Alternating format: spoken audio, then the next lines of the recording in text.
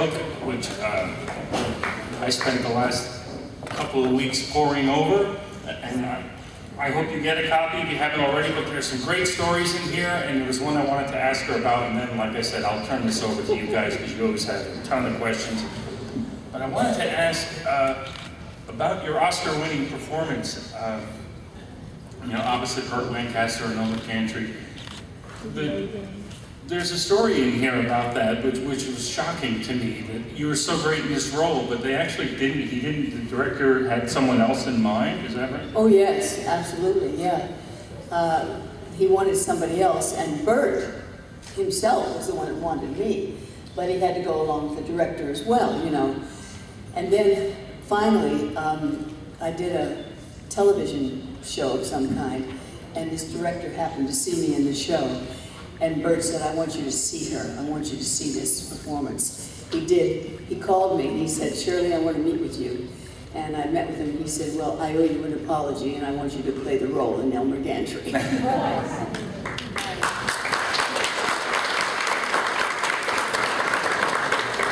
Okay, I will turn this over to you and I'll start with this side of the room. If someone on this side of the room has a question, otherwise this side looks very talkative over here. Yes, sir. You started in musicals. Yes. And you maintained your voice beautifully over the years, I must say. Thank you. Did you ever meet or become friends with any of the women who played the roles on stage before you played the film? You mean before I did the movies? Yeah. Well, Cook comes to mind. Oklahoma was my first movie, and I never really met, the person that played it on the stage, no.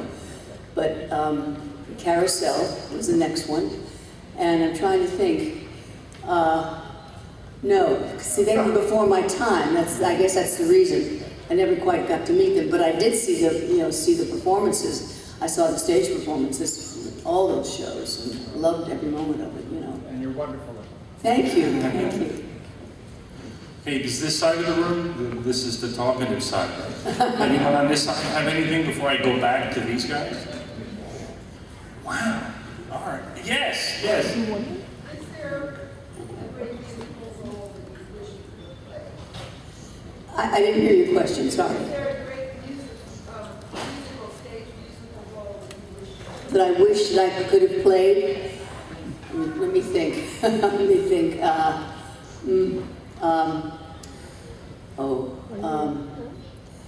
I'm trying to think of the first musical that I saw on Broadway, because I was there when I was 18, 19 years old, and I went and I saw a great musical that was, and I can't think of, my brain isn't working very well right now, but I can't think who was in it. She was a famous singer, famous star, and I wished I'd been in that musical, and I can't think of the name of it now, though. Sorry. Okay, it comes to me. Yes. Hi, I want to thank you for being here today, Ms. Jones. You look incredible. Thank you very much. Thank you.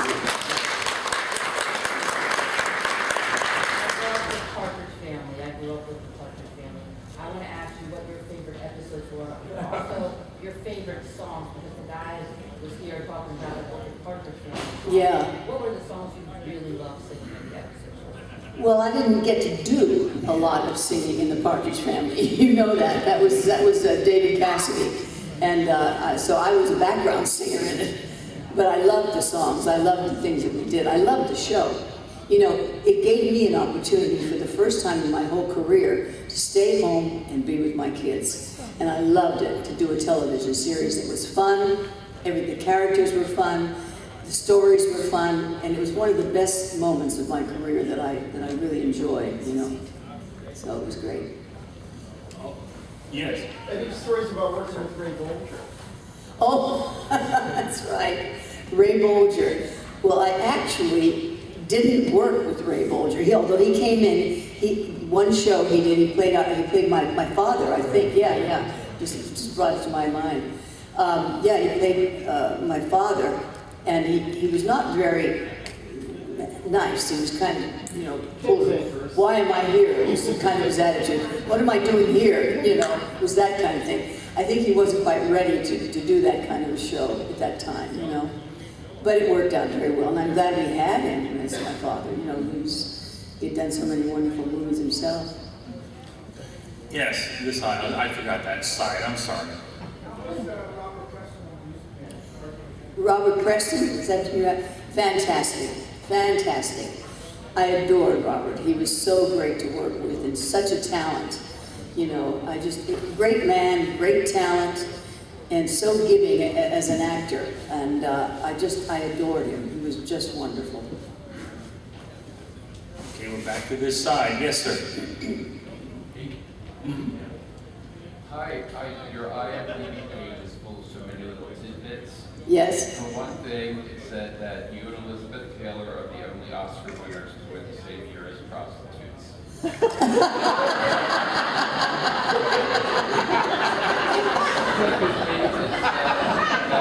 That's right. And another is that you originally screen tested for Kathy Selden and Singing in the Rain, the Debbie Reynolds part. Yes. Did you? And how was that? Well, I thought the screen test was great, but I didn't get the part. My last question is, Eddie Albert is so great in Oklahoma. Yeah. And that you had, he became a friend of yours. Very good friend, yes. And I was wondering if you had any special memories of Eddie Albert. He was wonderful. He was a wonderful guy and a wonderful actor to work with. Just great. Thank you. Okay, that side is ready.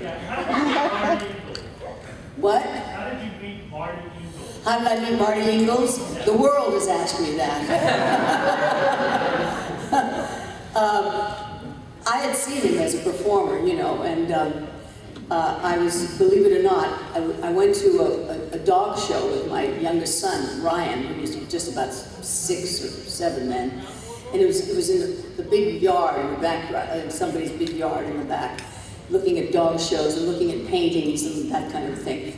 And I went to get my car, had my car brought up, and waiting for the car. Well, Marty drove up in a car, opened the door, and came out and knocked me over onto a wheelchair, onto a chair in this, you know, waiting for my car. He was, oh, I'm so sorry. Oh. I said, well, thank you. And he said, oh. He said, you're Shirley Jones. I said, yes, I am, and who are you? He said, I'm Marty Ingalls. I said, oh, okay. Well, that's how it started. From then on, my telephone never stopped ringing. You swept off your feet. What? You swept off your feet. Well, I didn't answer the phone for a long time. I ain't gonna go there. But then I kind of thought, you know, might be fun. He's funny, he's a comedian, you know. And so I finally called him back after getting, I don't know, 50 calls or something. And I called him back and he said, who is it? I said, it's Shirley Jones. Oh, wait, I have to get my notes.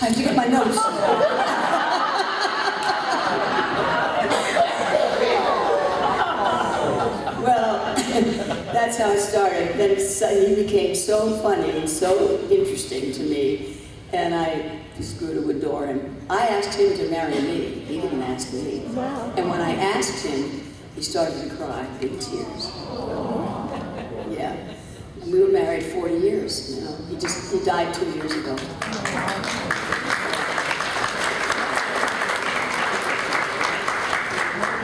Okay, I think we're back over here. Yes.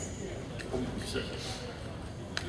I think the most sensitive scene in movies is where Burt Reynolds rescues, Lulu Baines is rescued by, I forgot his name, I'm sorry. Burt Lancaster? Yeah, And I like to think that after the death of Sharon in the movie, Right. that he pursued and won Lulu Baines. They went to California, became big politicians. But I've read that when you made Oklahoma, it was not released and you were working on Carousel. Is that true? Yeah, well, I got Carousel right after I did Oklahoma.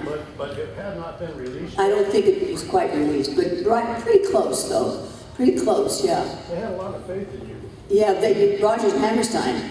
Yeah, they did. Very well. They're the reasons I got into show business. I mean, they were like managers for me. They saw me, you know, in South Pacific in the chorus on Broadway, and the next day I get a call from Richard Rogers. Said, "I'd like you to come up to the office. I want you to meet Oscar, and we have a plan for you." And they're the ones that got me started, really, basically. Yes, sir, I see you right there. Yeah, any special memories of Cheyenne Social Club? That's one. Oh, I loved it too. I just loved it. Yeah.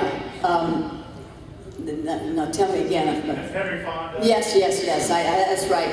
Sometimes I get confused of who was in the movies, you know, because it was Henry Fonda and Jimmy Stewart. Oh, yeah. It's one of my favorite movies. And I adored Jimmy. He was so wonderful. We became very, very good friends after that movie. I did another movie with him, and he lived up the street, and I'd go and visit him, you know.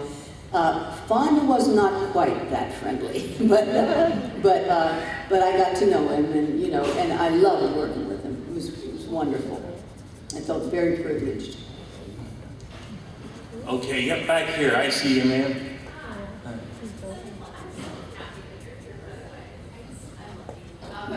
What? Oh. Sorry, I'm gushing. So when you did Oklahoma, any special memories of Charlotte Greenwood? I adored her. She became my mother. You know, Oklahoma was my first film. I was 18 years old, and she took care of me. I mean, she really did. That's what she did. She'd have lunch with me every day and tell me, "Now, don't eat that because you're going to do this, so you might not be able to do that if you eat that." You know, she'd do that kind of thing. And I remember I had a scene where I had to go into the ocean, and, you know, and they had to pull me out because she said, I said, "Oh, I can swim." She said, "Shirley, just don't put your head under. We'll be there to take you out of the ocean." She did things like that. She took care of me, you know, it was great. Okay, yes, sir. I saw you years ago in New York in a show called Maggie Flynn. Yes, And you were terrific in it, and your husband, Jack Cassidy. yes, thank you. What was it like working with him 8 times a week on stage, and of course, going over the show? Right, well, all day? I admired Jack tremendously. You know, he was an incredible performer. And I loved working with him. I really loved working with him. And we had rented a little house up the river, you know, and I had all my kids there too, and I even put them in school, you know, there when we were doing the show. And it was great. I just loved working with him. And I was so sorry that it didn't last very long. You know, I thought it was a wonderful show, but it closed. So, but it was great, yes. Now, Jack was not an easy guy to be married to, but he was wonderful to work with because I admired his talent. Yep, back to this side of the room. Yes. Thinking of Carousel in Oklahoma again reminds me, you had to film each movie twice, didn't you? Once for Todd A.O. and once Yeah, for Todd A.O. and yes. And I think there's a story about the original Billy Bigelow, maybe, who didn't want to film twice. I heard that Frank Sinatra was supposed to have a part. Yeah. Do you remember anything? Now, let me think. You mean before Gordon? Before Gordon did it, yeah. Well, I think they wanted Frank Sinatra. Yeah. And he didn't want to film. He didn't want to film anything twice. And so, yeah, and yet he wanted the role. He was thrilled to get the role. But when he found out that he might have to do anything that he was told to do, he wouldn't do it, you know. So was that odd? I mean, having to repeat the same thing over again for a completely different camera set? We didn't have to do it all the time. We had to do it depending on the scene, the situation, where we were, and all of that. So it wasn't all the time, but it was a lot. Yeah, it was a lot. Yeah. For people who don't know, the Todd A.O. version is Yes. Oklahoma. I know. Released, and it's gorgeous. It is, isn't it? It really is. Yeah, it was wonderful. Just wonderful. Thank you. Okay, yep. Shirley, had Richard Brooks already settled on, I believe the actress's name is Piper Laurie, for Elma Gantry before Burt Lancaster. Right. That's right. Because she was here a couple of years ago, and she said that was one. That's exactly right, Correct. yes. Okay, yeah. Yes, she was set to do it, really. And Bert went to him and said, I want you to meet this girl, Shirley Jones, she's an actress. And he said, I think she'd be wonderful in the role. And he said, no, I have somebody. I don't need to meet anybody else. I have somebody. Well, Bert came to me, came to me. He said, listen, I want you to come to the set. I want you to meet Richard Brooks. And he said, I want you maybe to do, a reading of sorts. I said, okay. And that's what I did. I went and I did more than a reading. I did I dressed and did the whole thing, And after I did the audition, Richard came out to me and he said, have you ever played a role like this before? And I said, no. He said, well, you're going to be brilliant in this role. He said, I want you to play the part. That's how I got it.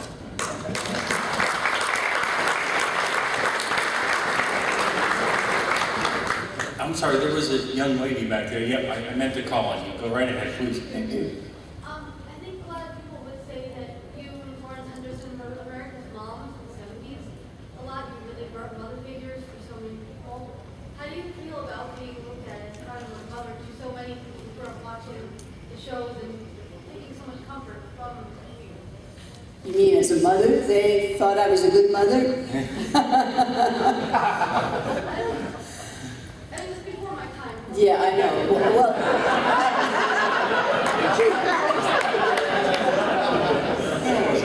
I loved it because I had 3 sons and 3 little kids and I was an only child myself, and so were you? Yeah.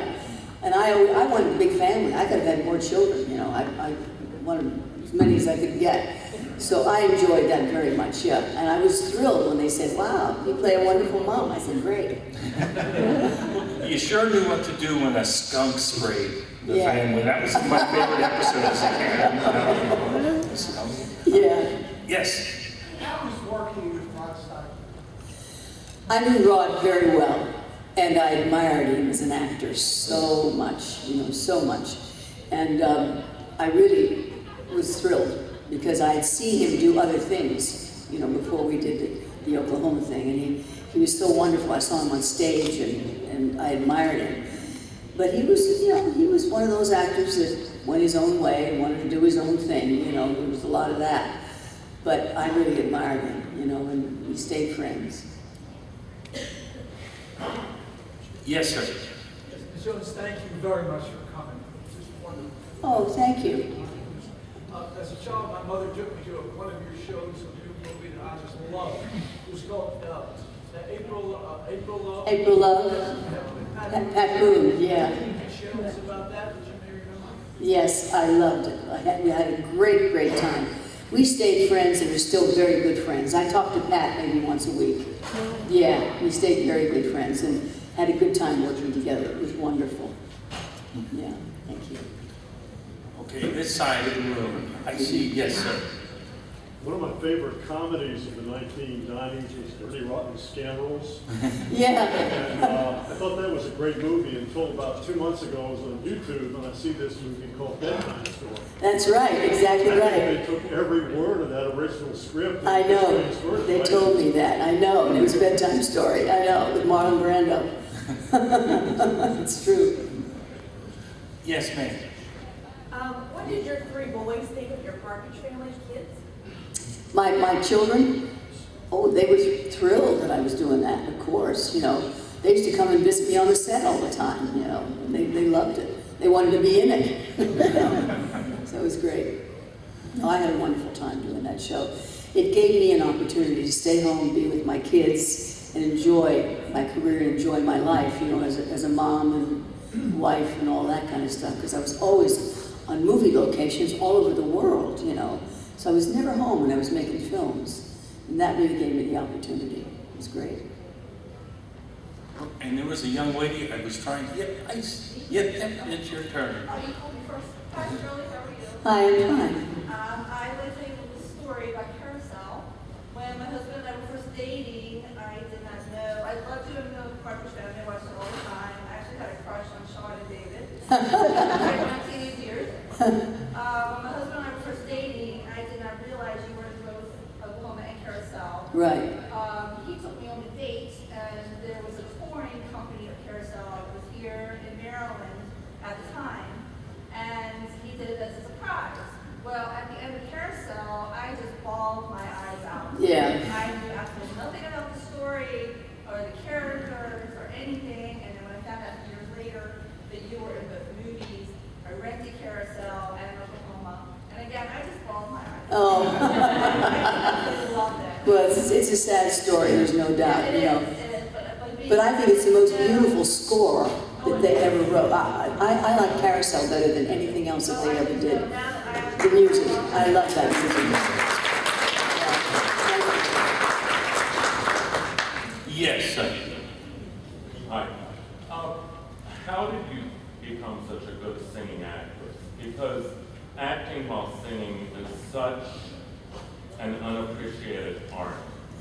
And your acting in Carousel in Oklahoma that's why those movies are so wonderful. Your performances are so beautiful as well as your singing. But, you know, like Judy Garland and other great singing actresses. Yes. Did anyone coach you? Did any of the directors give you Well, I had a singing voice from the time I was a little girl. It was given to me.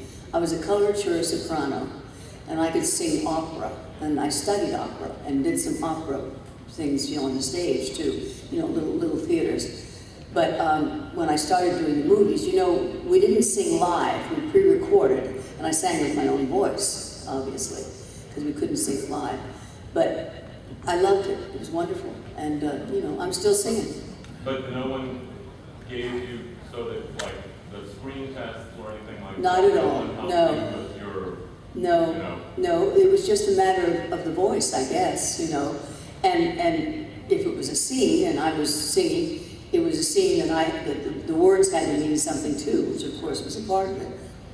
Did you film because you recorded the soundtrack of Carousel and a lot of it didn't end up in the movie. Yes. Did they film like You're a Queer and Julie Jordan and those numbers that were cut that are on Yeah, they the did. soundtrack? Oh They yeah. filmed them? Absolutely. It's a shame they haven't shown up on any. I know. I don't know why either, DVD but or Blu-ray because yeah. I'd love to see those out. yeah, me too. Okay, yes, in the back there, sir. How long did it take to film the Music Man? How long did it take me to To film the to music. film The Music Man? Oh, let me see. We did most of it, you know, in California. We weren't on a big location, really. We did most of it on the back lot of Universal. And it was about 3 months. Yeah, I think 3 months, maybe a little longer. But that's because we weren't on a big location in Europe anywhere or doing it. We did it right in Hollywood.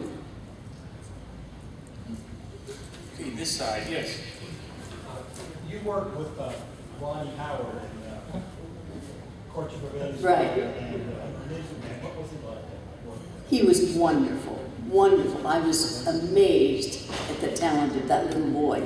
I couldn't get over it. I mean, it was like he never dropped a line. He knew all of his lines.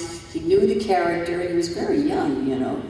And I was just, couldn't believe it, you know. Loved working with him.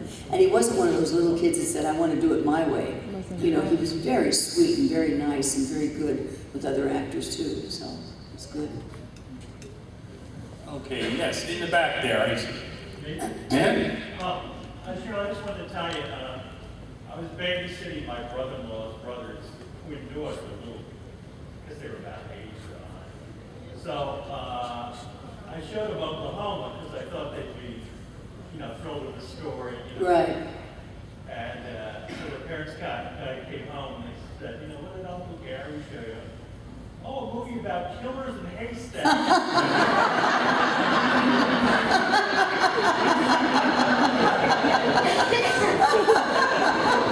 That's funny. Well, you see what they got out of it.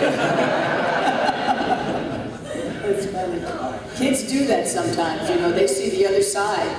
They think that's the movie, that's the way it should be done. Yes, sir, in the back there.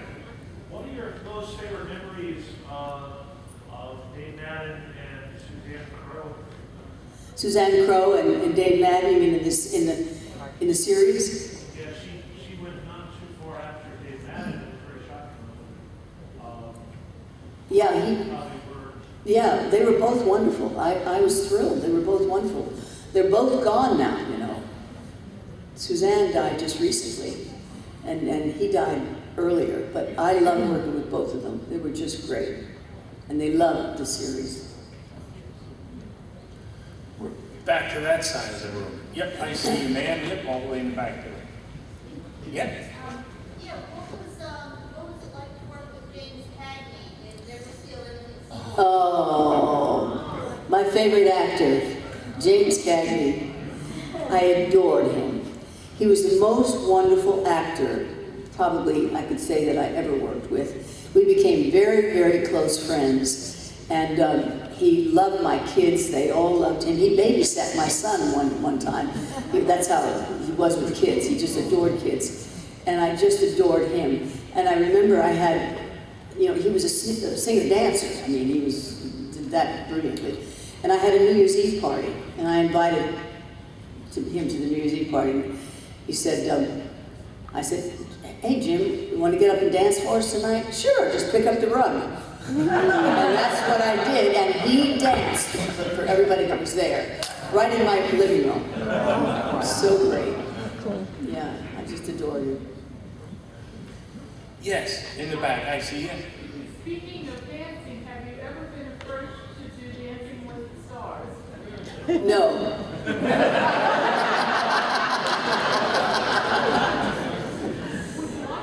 Not really. It's too much work. Okay, we're back to this side of the room. I thought I saw a hand. There we go. Yep.